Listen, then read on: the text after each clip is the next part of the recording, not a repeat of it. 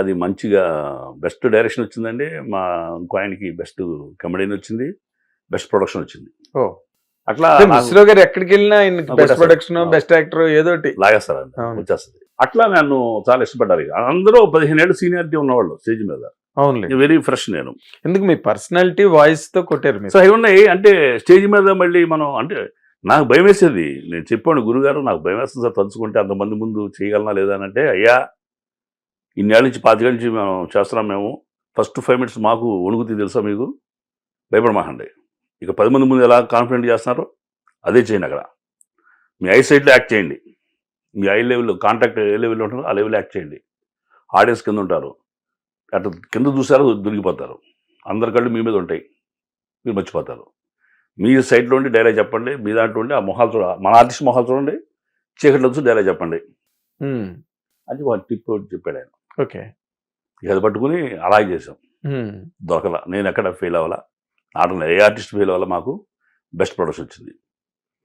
మన మహేష్ పాస్ అయిపోయాడండి, అదండి ఇదండి అందరూ మెచ్చుకున్నారు. అక్కడి నుంచి నేను రోజు గురుగారితో నా కాలక్షేపం సాయంత్రం పూట.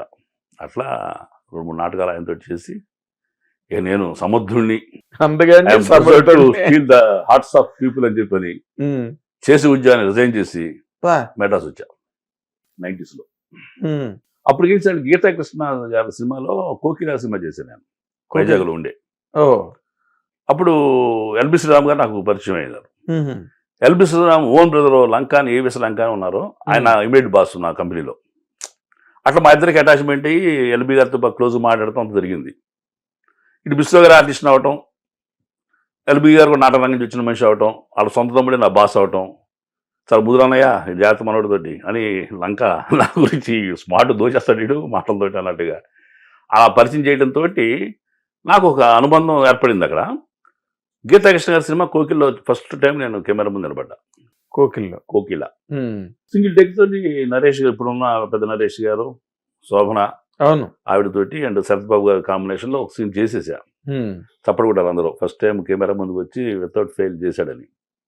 ఇలాంటి ఆర్టిస్టు ఈ మారుమూలు విశాఖపట్నం లాంటి మారుమూలు కాదయ్యా, మెడ్రాసులు అంటే ఇదో శరత్ బాబు గారు అంత అవుతావు అని గీతా కృష్ణ గారు ఒక గీత బోధన చేశారు నాకు. అమ్మే 3 జిల్లాలు అమ్మే లెక్కల కంటే ఆయన ఇచ్చిన మాటకి ఇచ్చింది.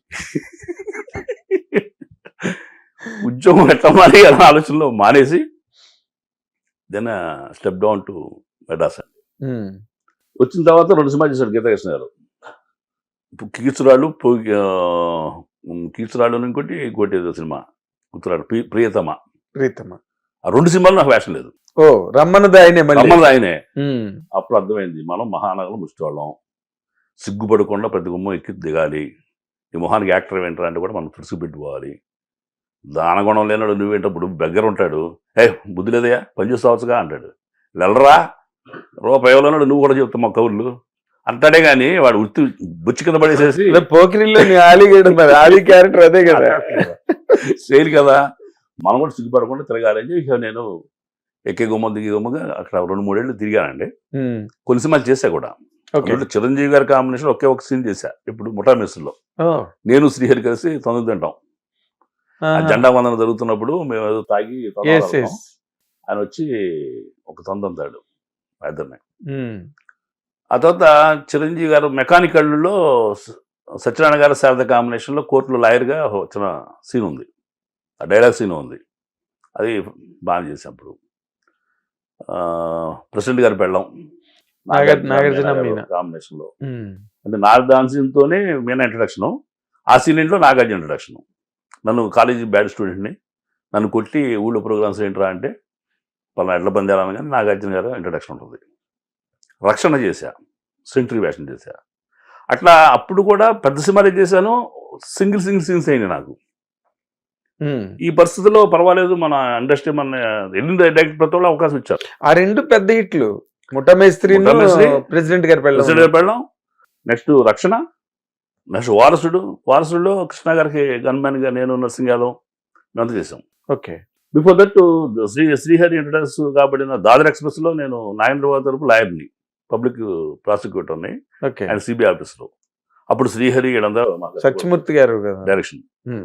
అట్లా నాకు అవకాశాలు వస్తున్న తరుణంలో మా బ్రదర్ కొంచెం సిక్ అవ్వటం, మా అన్నయ్య గారు చిన్న పెళ్లి, మా చెల్లి పెళ్లి దాకా అప్పులు పెరగటం, ఇవన్నీ కూడా నేను కుదురుగా ఉండలేని పరిస్థితి. నిచ్చెనెక్కేవాడిని, దిగిపోయా, ఎక్కుతున్నా. అంటే ఇక్కడ కూడా మీకు అంత ఎంకరేజింగ్ గా వేషాలు గట్ట వచ్చి అంటే ఇల్లు చూడడానికి అవకాశం ఇస్తారండి, బట్ ఒక సీన్ అవటం వల్ల మళ్ళీ మిస్ అయిపోతున్నాం కదా, మరి సినిమా పోతుంది. అయితే బతకగలిగిన డబ్బు నా దగ్గర ఉంది అప్పటికి. నేను, మీరు నమ్మరు, 90s లో 40,000 వెళ్ళా నేను. 40,000 వెళ్ళా, మోటార్ సైకిల్ తీసుకెళ్ళా. 40,000 తోటి మోటార్ సైకిల్తో తిరిగి ఉండి మెడ్రాస్ రోడ్ల మీద. ఇల్లు చూడాలి మనకు అవకాశం, పర్సనాలిటీ ఉండడం వల్ల అంతే. పర్సనాలిటీ వాయిస్ రావాయి నువ్వు అంటే వచ్చాడం. అప్పుడంతా 500 రూపాయలు పర్ డే పేమెంట్లు. అవునండి.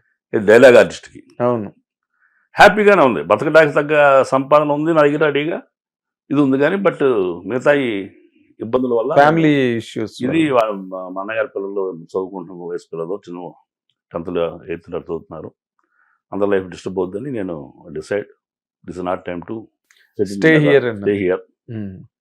బ్యాక్ వెళ్ళిపోయి ఏదైనా చేసి డబ్బు సంపాదించి ఇది తీర్చాలి, అప్పులు తీర్చాలి, బాధ్యత తీసుకోవాలి అని మళ్ళీ ఉద్యోగానికి వెళ్తే, జగజిత్తుకో, మ్యాక్డోనల్స్కో, షావరెస్ కంపెనీకి వెళ్తే మళ్ళీ 2,500 2,000 ఎగ్జిక్యూటివ్ పోస్ట్లో నెల కష్టపడితే ఆ రోజుల్లో షార్ట్ టైంలో డబ్బు సంపాదించడం, లీగల్ కట్టాలని రియల్ ఎస్టేట్ మార్కెటింగ్ చేసి